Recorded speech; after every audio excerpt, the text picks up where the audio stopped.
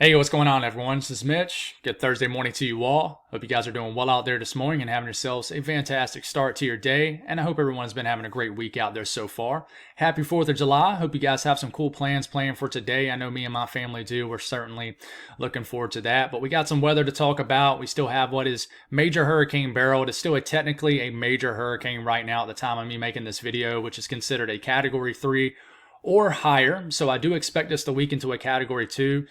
Probably by the time some of you folks actually watch this video, but just know that was expected. We are expecting this to weaken as it approaches the Yucatan Peninsula. But the big question is, how much will it weaken, or will it maintain itself? I mean, it's in a weakening stage right now, but will it try to re-strengthen over the next 12 hours as it fully enters the Western Caribbean? It's a big question. We got to figure that one out.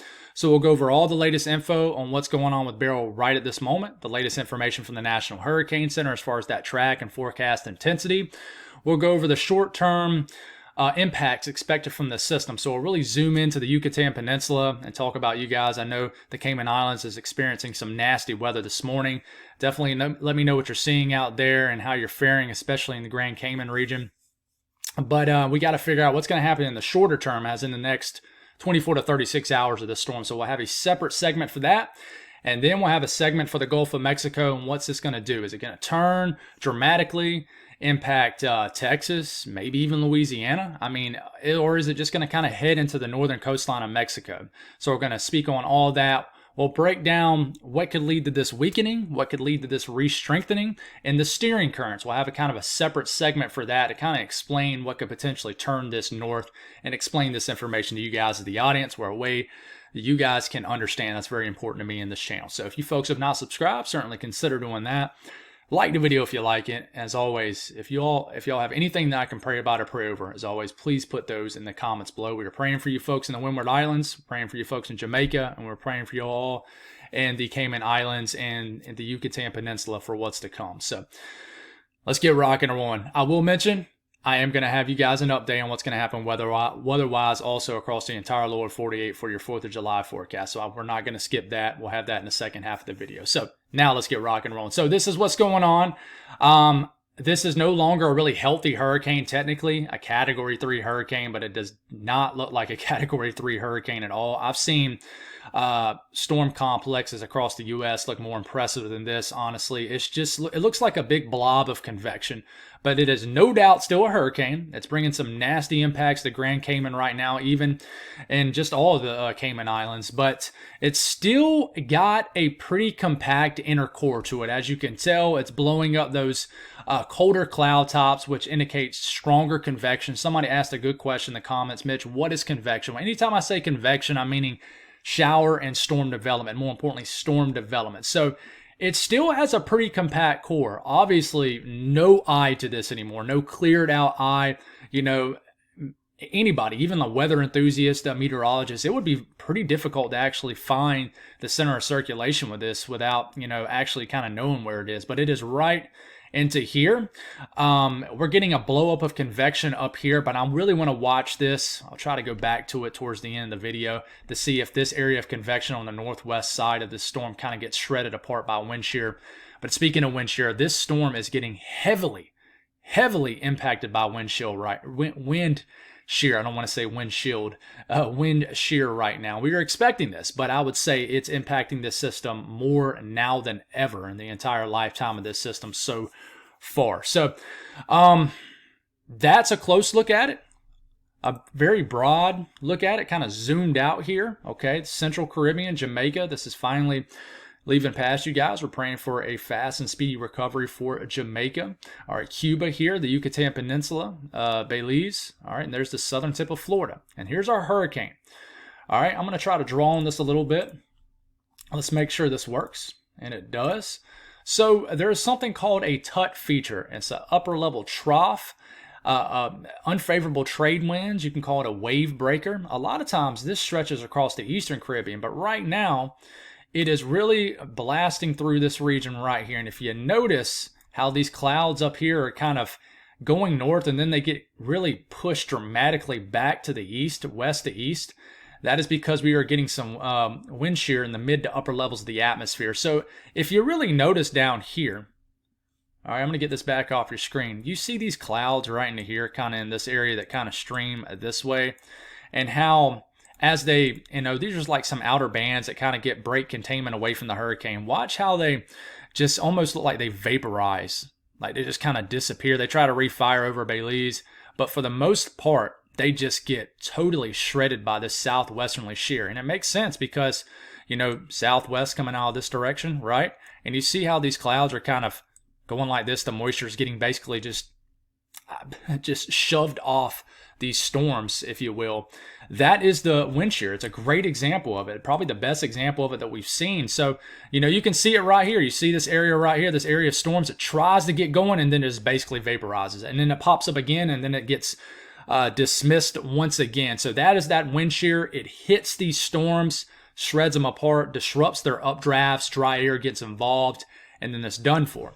Now, the reason this hurricane has been so resilient is because it's had such a compact core. Okay, and you can see it, just this big blob of white here. So this wind shear is really just blasting through the storm. It's hitting the western side very hard. And you see this big kind of blow up of white here. And I just showed you on the other version of this too, showing the colder cloud tops, the big blow up of convection. What I want to watch for is if this gets shredded apart too, and it most likely will. Okay, if we look back at this probably in an hour, this probably gets vaporized too, and you'll see it get replaced by more drier air in the atmosphere.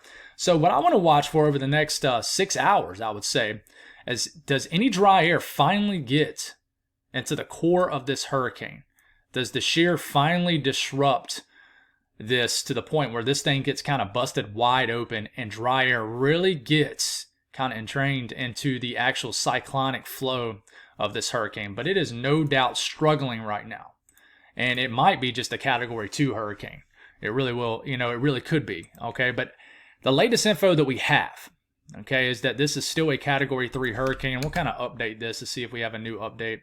And we don't. It's around, 7:30? So there's a new update probably coming out here in about 10 to 15 to 30 minutes. But right now, still 120 mile per hour Category 3 hurricane at the time I'm making this video.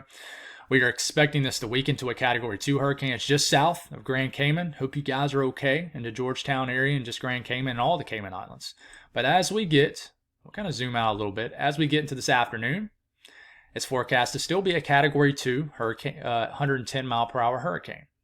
All right, now it's in the Western Caribbean. It'll be in the Western Caribbean for about 12 hours or so, 12 to 18 hours. This is a huge wild card area. Almost all model guidance has this either maintaining strength or weakening. Not a whole lot of model guidance has this strengthening. Okay, so it does go from 110 mile per hour, Category 10, 110 mile per hour Category 2 hurricane. Category 10, that would be terrible. Something like you would see like on the storm in Jupiter or something like that. But anyways, I guess we're all getting a good laugh this morning. Forecast to weaken to a Category 1 hurricane before making landfall in the Yucatan Peninsula sometime tonight, 2 a.m. Friday. So that's getting into tonight. I mean, that's inside the next 24 hours. That's not like tomorrow afternoon. That's tonight, 2 a.m. Tonight into Friday morning, the wee hours of the morning. Still forecast to be a higher end Category 1 hurricane. We do have hurricane warnings up in the red from Cancun all the way almost to the border of the Yucatan to Belize, but not quite. We do have tropical storm watches up for Belize City. Then we got this area between kind of the southern tip of the Yucatan and Belize that has tropical storm warnings, but it also has hurricane watches. And it's the same thing for just north of Cancun, all right? We got tropical storm warnings in the blue, but we also got hurricane watches in that light pink color. So they have this up on the northern side and the southern side because they want to watch to see if this wobbles any. If this goes a little bit further north, then they'll extend the hurricane warnings. They'll upgrade tropical storm warnings up to hurricane warnings. And the same thing to the south here. So you still want to pay attention in Belize because this could still somehow sneak to the south. Okay? This is what I'll say about this, though. A stronger system, okay, is going to go further north in this situation. A weaker system is going to go further south. So the good news is, if the bad news does occur for Belize, it'll be a weaker storm. I don't see this strengthening and then going further south. I think it's offsetting in this situation. Okay, we continue to look at this. It obviously hits land over the Yucatan Peninsula, weakens to a tropical storm. Land interaction dramatically is going to weaken a hurricane in the tropical system. And then we'll kind of zoom out here. Okay, as it gets back into a body of water, which is known as the Gulf of Mexico in this situation, we got bathtub. Sea surface temperatures is very warm. Temperatures in the mid 80s as far as the sea surface temperatures. All right. Tropical storm, then it goes up another 5 miles per hour from 2 a.m. Saturday to 2 p.m. Saturday. Saturday afternoon, National Hurricane Center says we're dealing with a tropical storm, 65 mile per hour tropical storm in the southwest Gulf of Mexico.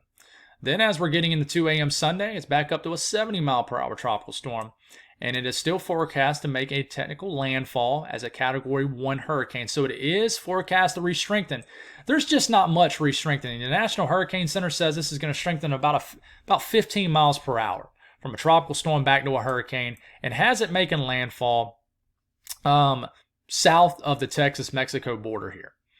Okay, but that landfall could occur anywhere from down here to up here between Corpus Christi and Houston. Okay, I mean, you got San Antonio, you got Monterey, you got a lot of areas now in the cone. All right, the cone does not extend up to Houston right now or Louisiana. Okay, but we're still watching this. I think we still got a lot to figure out with this. So this is the latest cone that we have right now. Now, the latest, the more classic look that we get from the National Hurricane Center. All right, yep, still got the 5 a.m. update, still moving west-northwest at 20 miles per hour, 120 mile per hour hurricane. But just note, by the time some of you folks watch this will get downgraded to 110, maybe 105 mile per hour hurricane. I really think that maybe they downgrade it to a Category 2 hurricane in the 8 a.m. update. If not the 8 a.m. update here in the next several minutes, most likely the 11 a.m. update. But we'll see. We'll see what happens, just based off what we're seeing with this hurricane right now. But the Cayman Islands getting heavy impacts from this. Forecast to remain a hurricane with the H signal then symbol here. But then you see it kind of goes from an H to an S. This goes from a hurricane to a tropical storm, then back to a hurricane once we get into late Sunday night, making a landfall somewhere in Mexico or either Texas, and we got to figure that one out. So let's go to this, and once again, we'll try to update this, catch the latest update. And we can't catch the latest update to save our lives in these videos, guys, can we? It just seems like they always make changes right after I drop the video, but let's not focus too much on that. But as of right now, minimum central pressure that they are finding with these hurricane hunters is the 968 millibar low pressure storm, moving west-northwest at 20 miles per hour. And like I said, technically as of the 5 a.m. update, still 120 mile per hour storm. Okay, I always want to show you this because I want you guys to see that 968 millibar low pressure storm, because that's important when we're trying to figure out how these models are initializing. So right now, I feel like, and which one is this? I want to make sure. Yeah, the HFA is doing well with this storm, pretty decent. Okay, it's initializing this a little bit weaker than what it really is, but I think that this is weaker than what we think it is right now because we just don't have the latest information. But we're into this morning now, 12Z Thursday, that's right now. Okay, we continue to move this forward. This starts to leave the Cayman Islands. Conditions will improve by the time we get into this afternoon, but you'll still get hit by some nasty banding in the backside of Hurricane Beryl throughout the afternoon. All right, this is fully in the Western Caribbean at this point. Now, I want you to watch this number. What does it do? The lower it drops, the stronger the storm begins to get again. Okay, the higher it goes, the weakening of this system is what's happening. Okay, higher the number, when that number climbs, that means we have a weakening of this system. The more it drops, the more it strengthens. Okay, so this looks like this hurricane begins to strengthen again based off the HFA model. And this is the latest one too, the 06Z one. It looks like it goes in about 3 hours from a 985 millibar hurricane back down to a 976 millibar hurricane. Okay, and this is this afternoon. We start to get some outer bands already in the Yucatan Peninsula. All right, the first outer band probably moves in this afternoon, and then it weakens again to a 984 millibar storm. Then it weakens even more late this evening, and then it looks like it tries to strengthen again as the number begins to drop. Regardless, I would prepare for a high-end Category 1, low-end Category 2 hurricane in the Yucatan Peninsula, somewhere between Cancun and Belize, right smack in the middle of that area, right into here. Okay?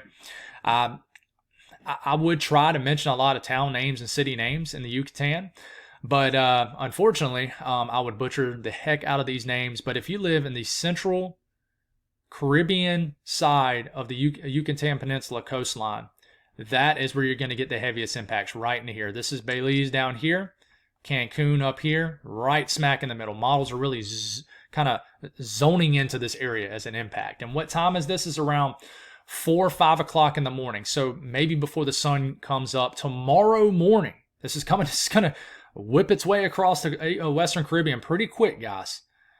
So by this time tomorrow morning, this will already be inland into the Yucatan Peninsula. And there it is, bringing some nasty impacts for you folks, even inland to the Yucatan Peninsula.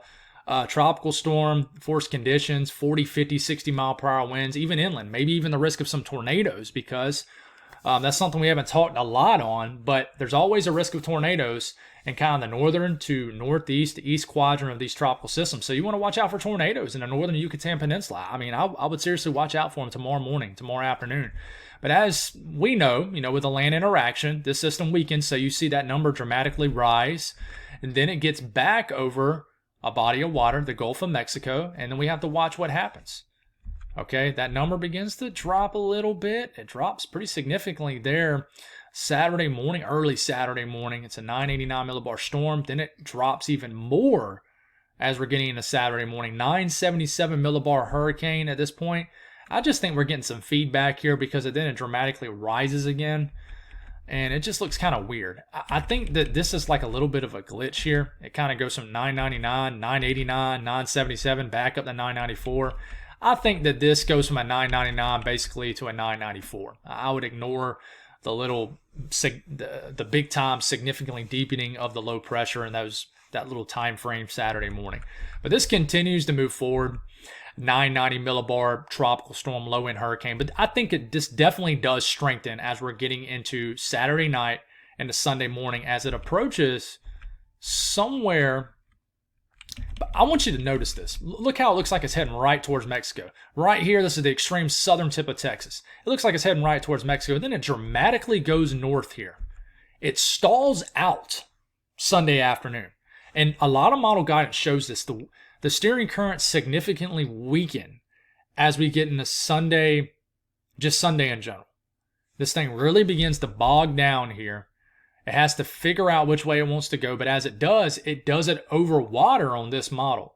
Okay, so that means it's going to have time to strengthen as it's just chilling out here in the warm bodies of the body of water of the Gulf of Mexico. So this has time to deepen back to a low pressure in the 980s, and then it finally moves inland and makes landfall in the northern Mexico coastline just south of Brownsville. But Brownsville will get heavy impacts from this. I mean, even a little bit further up north on the Texas coastline. This is extreme southern Texas.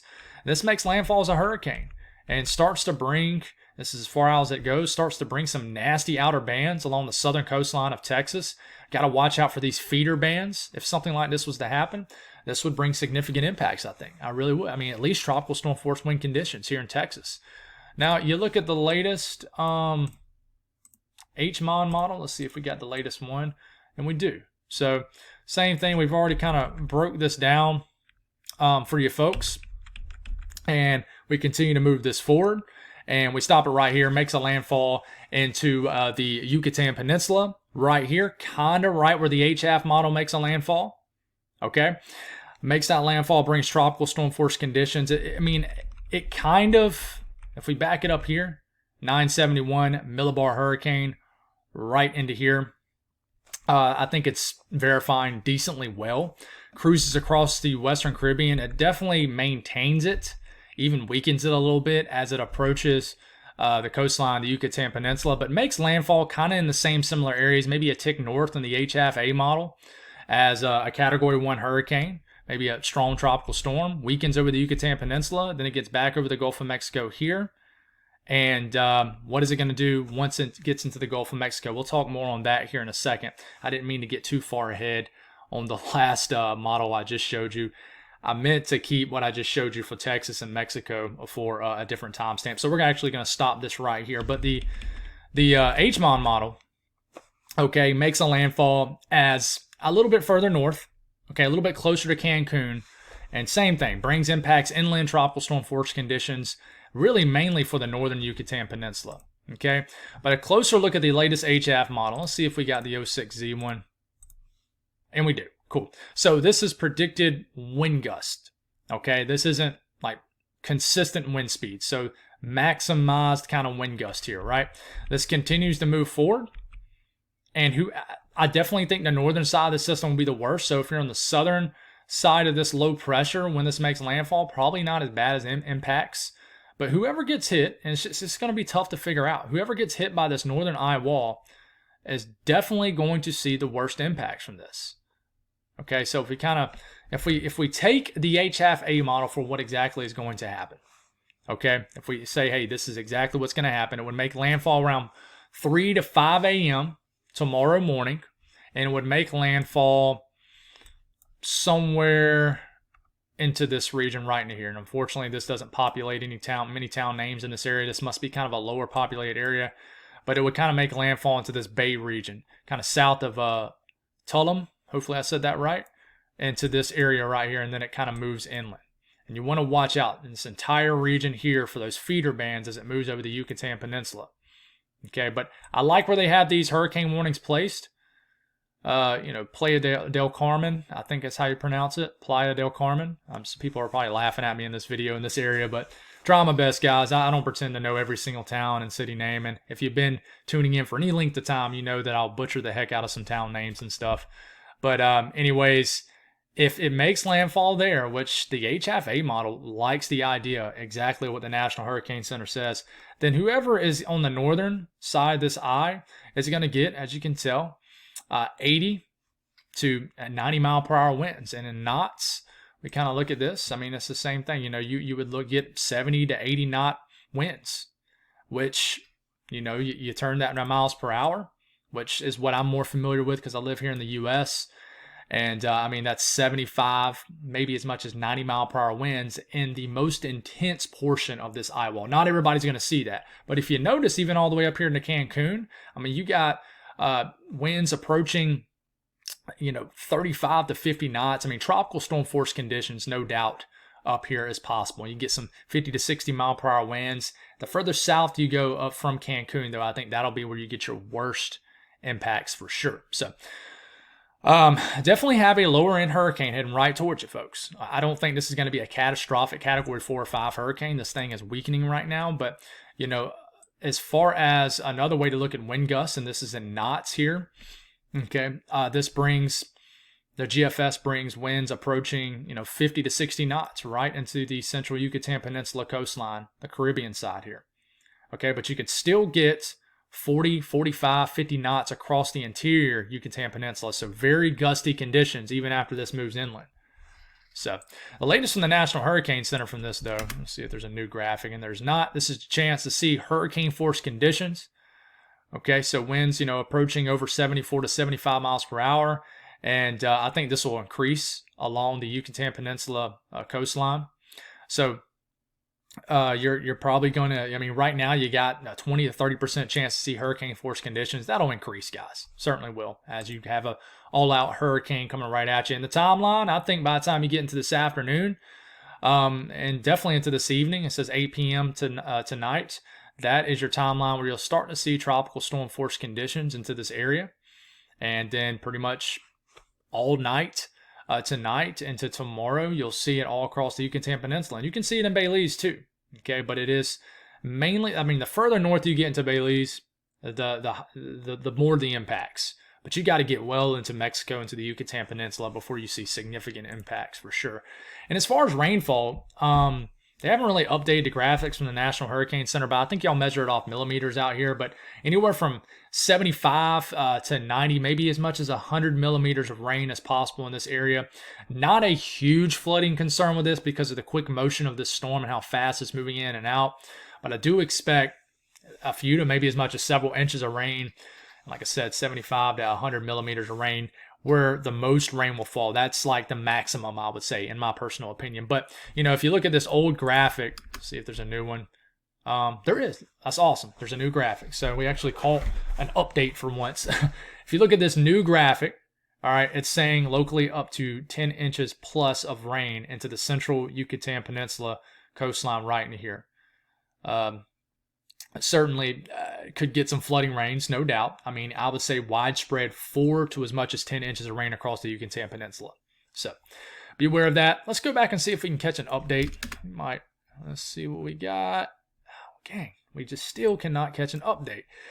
But moving forward here, guys, that's an update from my friends here in the Yucatan Peninsula. Now, let's talk about the Gulf of Mexico threats. Now, I got a little ahead of myself when I was breaking down the Yucatan Peninsula impact threat, but we'll re-go over all of it in this portion of the video too. So we'll go over the latest operational runs from the GFS and the Euro.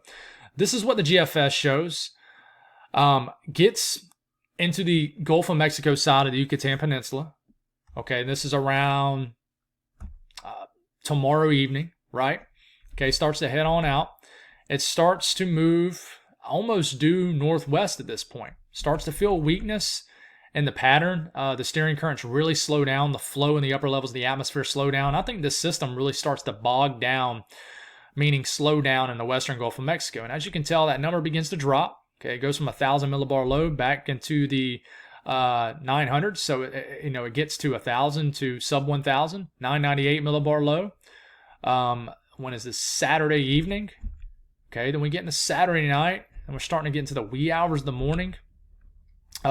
Sunday, and then we're into Sunday morning. This is down to a 993 millibar low, and makes landfall as a strong tropical storm, a low-end hurricane just south of Brownsville, Texas, into Mexico, but brings a lot of impacts to southern Texas too. This is definitely going to bring impacts to Texas. It's just trying to figure out how significant the impacts are going to be and where it makes a landfall.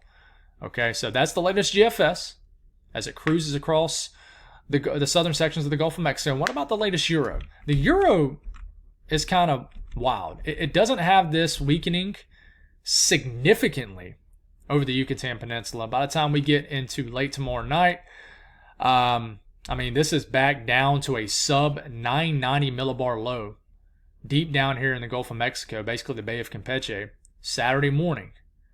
Okay, we get into Saturday afternoon. This is about a 987 millibar low off the Euro. Okay, let's see if we have the latest Euro. We might have a new Euro here. And we do. So we have a new European model right now. So a 991 millibar low. Okay, we get into Sunday morning. This doesn't move a whole lot. It's a 988 millibar low at this point. It's starting to inch kind of west-northwest, but then it starts to sniff out that weakness. We stop it here. As far out as the short-range Euro goes for the morning Euro run. This is around Sunday evening, 988 millibar hurricane, back to hurricane status, maybe a high-end Category 1 status. But this is as far out as it goes. I have to go back to this, and this run of the Euro has it as a 979 millibar low. And it gets right here, and it makes landfall a little bit further south. So definitely more so Mexico getting those impacts rather than the southern tip of Texas. But it's stronger south, which is kind of odd. It really is. It seems like a stronger system will certainly try to get further north. They like to gain more latitude. So it's a 976 millibar low pressure Category 2 hurricane making landfall into Mexico. All right.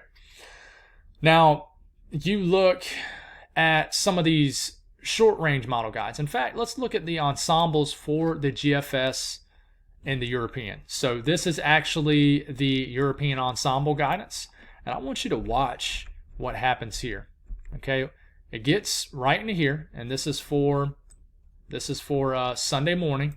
You got a lot of members down here. You got a lot of members clustering up in the middle, but you got some stray members out of these 51 members. So keep that in mind. It's an outlier, kind of getting north. Okay, then this gets right here, and the spread is pretty decent still. You got some clustering of members down here, deep down here on the Mexico coastline. We got a lot of them hitting right into here. But we do have a decent percentage of members that are stronger too, getting into the southern half of the Texas coastline here. I mean, these are some deep low pressures too, like some 950s, 40s, 960s. So we have to watch these stragglers right into here. I mean, there's a lot of members. There's a lot of members into here that make a landfall in the Texas. More. And I probably need to cut this off here. More make a landfall in Mexico, but there's still a pretty high percentage of them considerably speaking, making a landfall in Texas. All right, you get this back off your screen now. What about the GFS ensemble? Let's see if we got the latest one here, and we do. So this is probably going to glitch a little bit on us because it's going to have to load. But we keep this in motion here. Look how much they spread. I mean, you got some members deep down here in the Bay of Campeche. You got a couple of them getting north. Okay, and it's going to do that. Please wait. So just, I guess, please wait.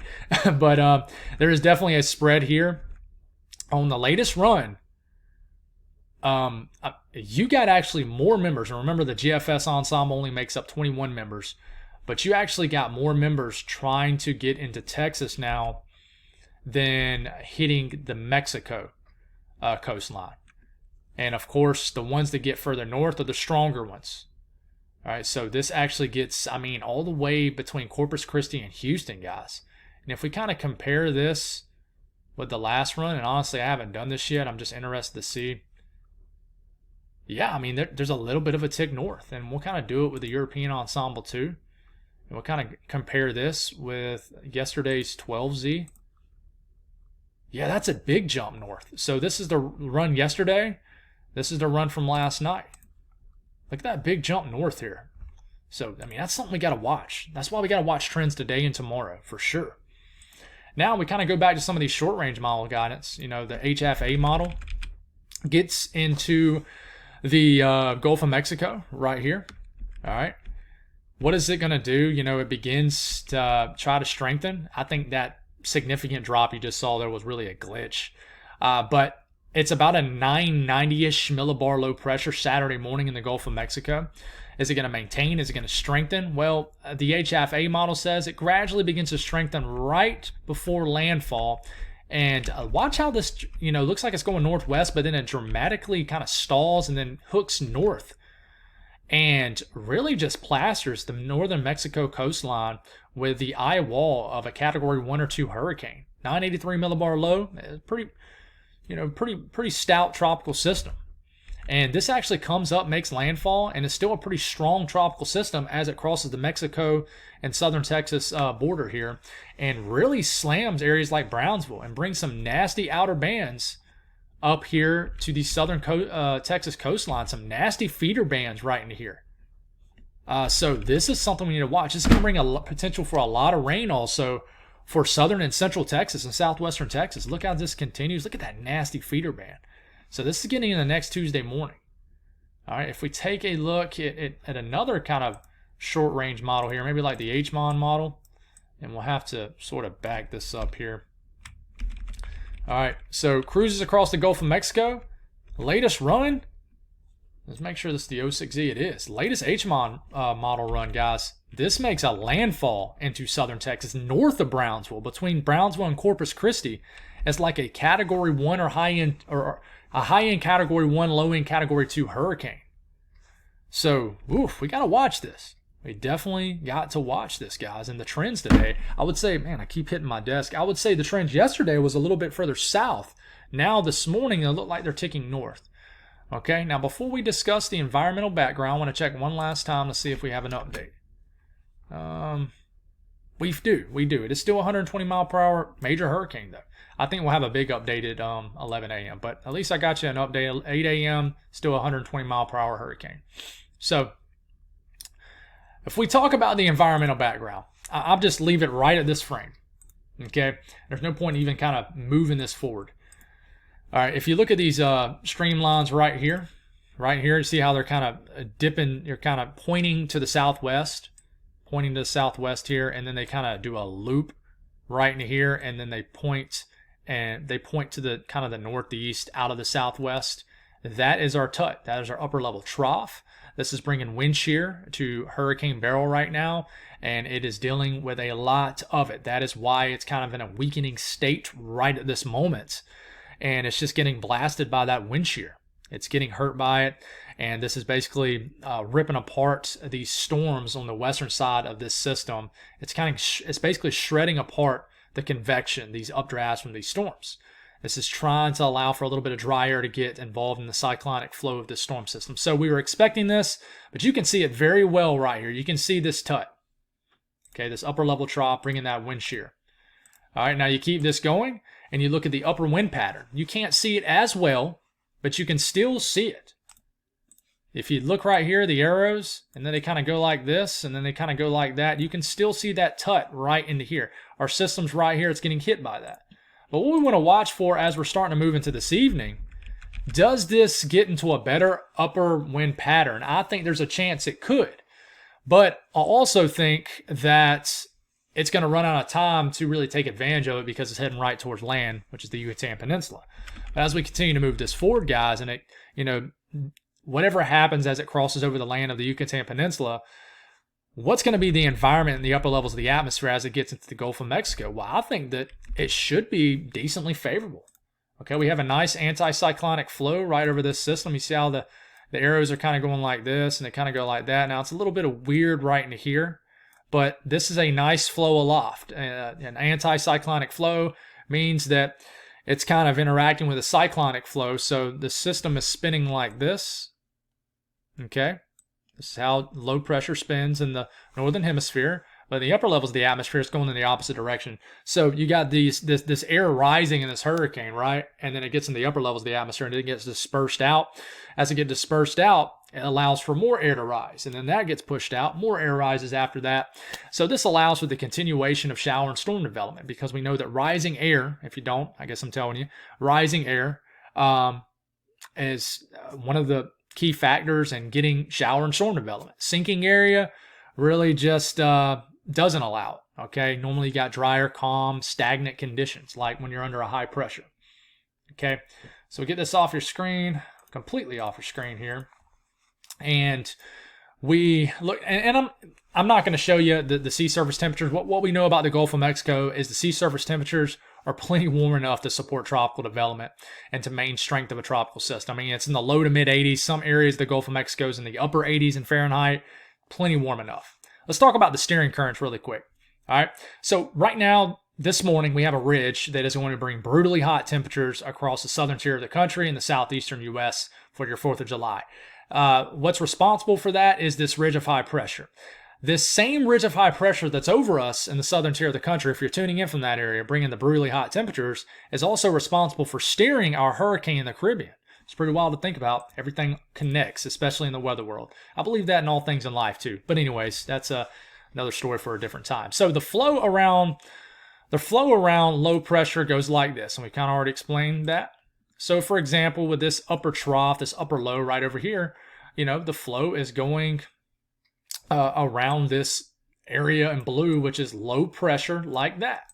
Okay, the areas in orange, reddish color, is high pressure. So the flow around this high pressure is going like this, in kind of the mid to upper levels of the atmosphere.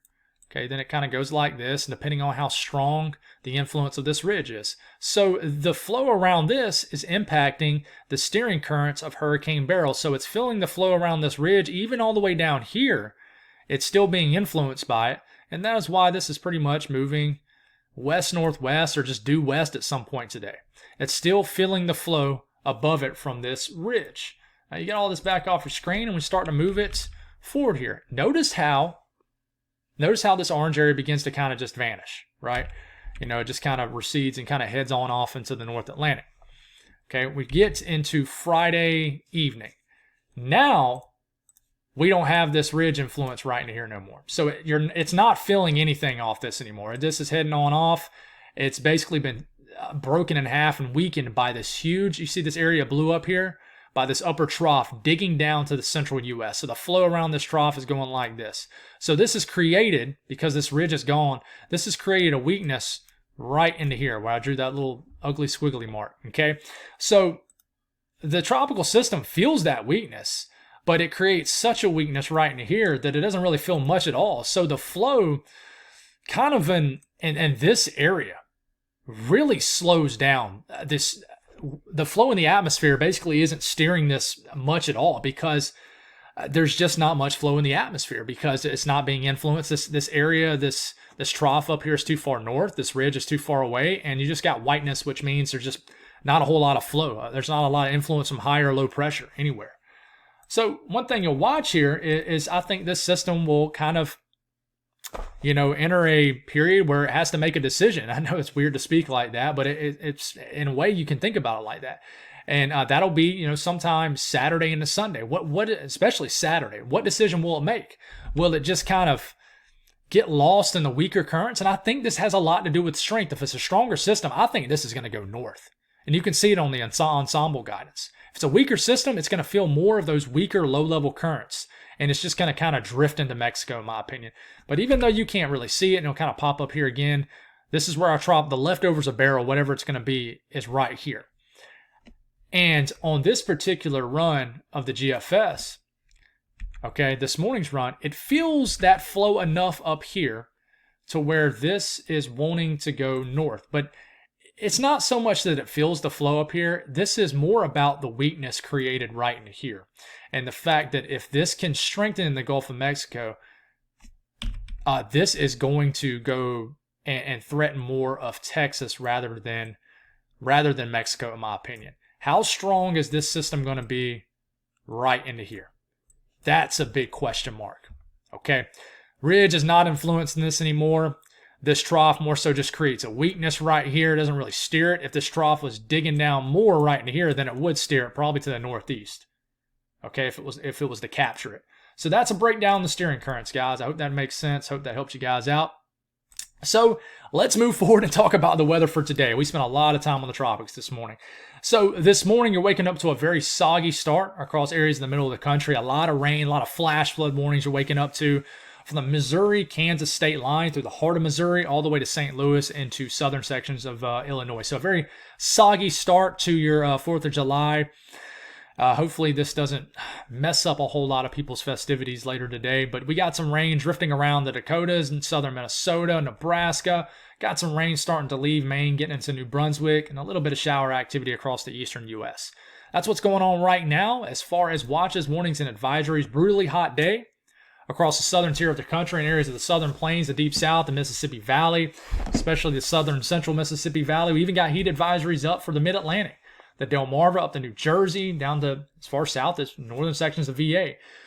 Most of the state of Florida and Texas. But Florida has heat advisories. So, if you get heat advisories in Florida, it's going to be hot.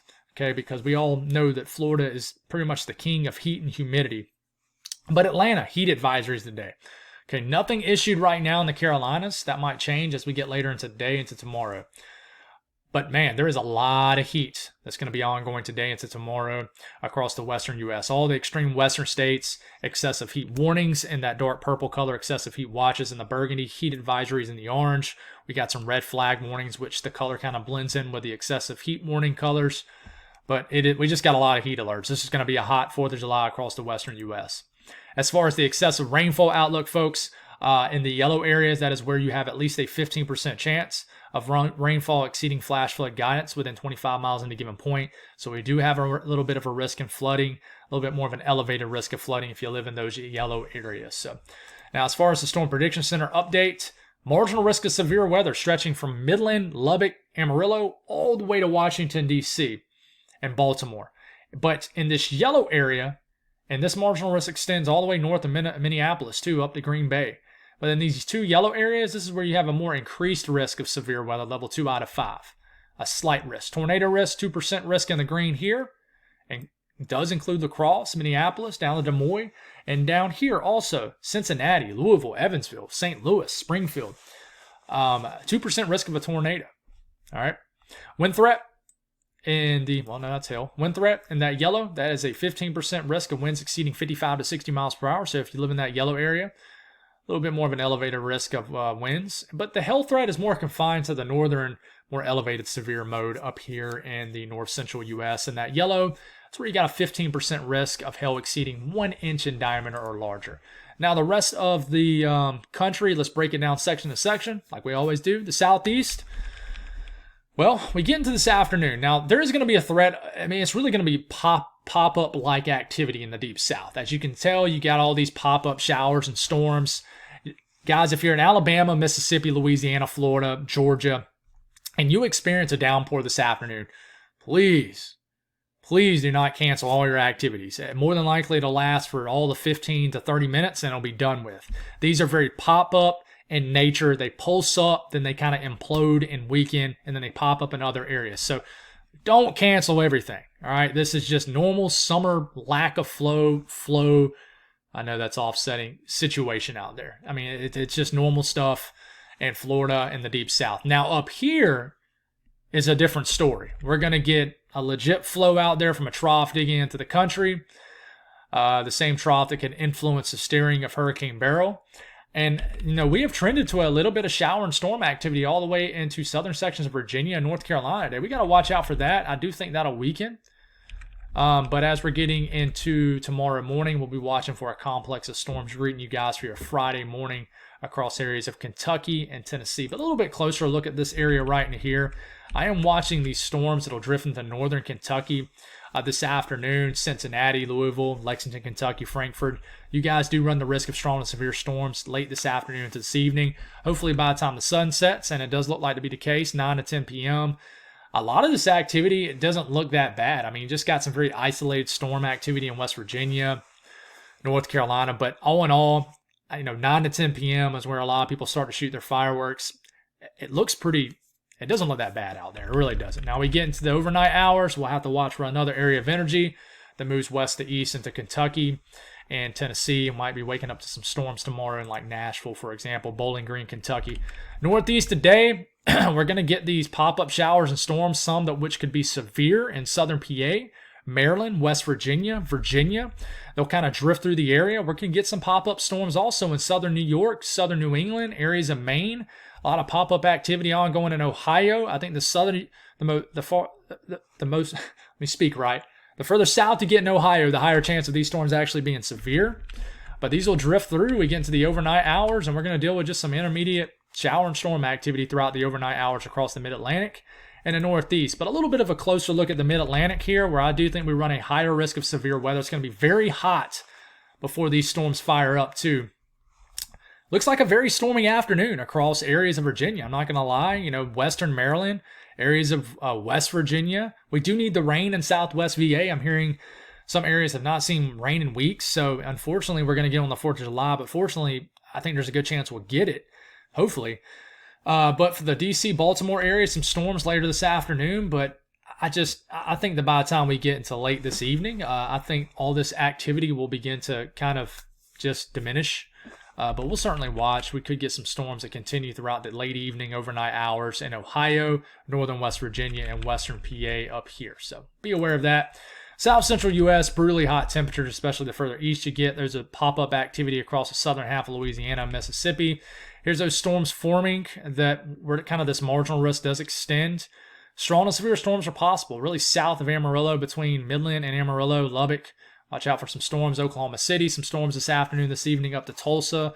Storms possible in the Boot Hill, Missouri, northern Arkansas.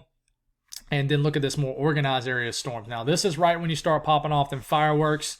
Southwestern Missouri looks pretty active, even areas of eastern Oklahoma, southeastern Kansas, and northern Arkansas. Looks like we got some storms out there for sure. Could get an organized area of storms that's surging through southern half of Missouri here and kind of impact the same areas that are getting it right now. And there could be a tornado threat with this too. But we look into the north central U.S., and we're kind of zooming to Missouri and Illinois here in a second. Just scattered storms across areas of Minnesota, but there's a low pressure here. And these storms right in here in southern Minnesota, northern Ohio, they could produce a tornado, guys. Be aware of this. You see this little spin in the atmosphere? A legit chance of a tornado in this area today. Kind of lacking thermodynamics, but there'll be, a nice flow aloft. So in these storms in the southern half of Minnesota into Iowa, maybe even getting into Wisconsin, tornado risk up here. They might upgrade this to a 5% risk. We'll see. But all this energy will kind of swing into Wisconsin. We'll get some storms into eastern Iowa.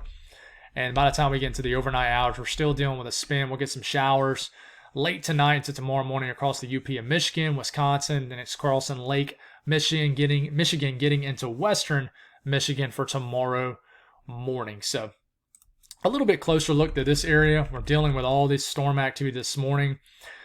Later this afternoon to this evening, in the southern edge of this boundary, we're going to get the development of more storms, some that could be severe. Watch out, Carbondale, Evansville, you guys. I mean, even up to Indianapolis, but I think the worst will be to the south You got to watch for the southern flake of these storms. They could produce a tornado, damaging wind, some hail. And then we'll watch as these kind of drift. And then we'll have to watch for this area of storms. A little bit closer look at it. Springfield to Columbia, Missouri. This gets to St. Louis like in the middle of the night tonight. These could produce some damaging winds, an isolated tornado or two, and some hail. Very possible. Now, the western U.S., the only thing that I'm watching for is the Dakotas, some storms. Montana could get some showers. The moisture really cuts off in the desert southwest, the Four Corners region, from what you've seen over the last several days. Just very high conditions. You got high pressure overhead. This ridge just built over the western U.S. This is bringing hot, stagnant conditions. No real storm activity. Temperatures today, you can see the boundary separating 70s and 80s across the Mississippi Valley, the Plains, and the Ohio Valley. South of that boundary, 90s, 100s, full-fledged summer-type conditions. A warm day across the Northeast, cooler in the Plains. But man, down here in the southern half of the country, hot and humid, temperatures in the 90s to the low 100s. Very, very hot day for the western U.S., well into the 80s, all the way up into Washington State, valley areas of Idaho. But the real heat gets into California, the desert southwest, where in the Valley of California, for example, getting into the low 100s. That's all I got, guys. Thank y'all for tuning in. God bless all y'all. Remember, no video tonight. I got 4th of July planned, so I just will not have you guys an update. We'll do it again tomorrow morning. You all have a wonderful day. Prayers out for you folks in the Yucatan Peninsula, Belize. Hoping that the impacts are not too bad. Hit me up on social media, on Twitter, Mitch West Weather, Facebook, Mitch West Weather. And if, you want frequent updates, that's a great place to follow along. God bless all y'all. Have a wonderful day, and I'll talk to you again soon.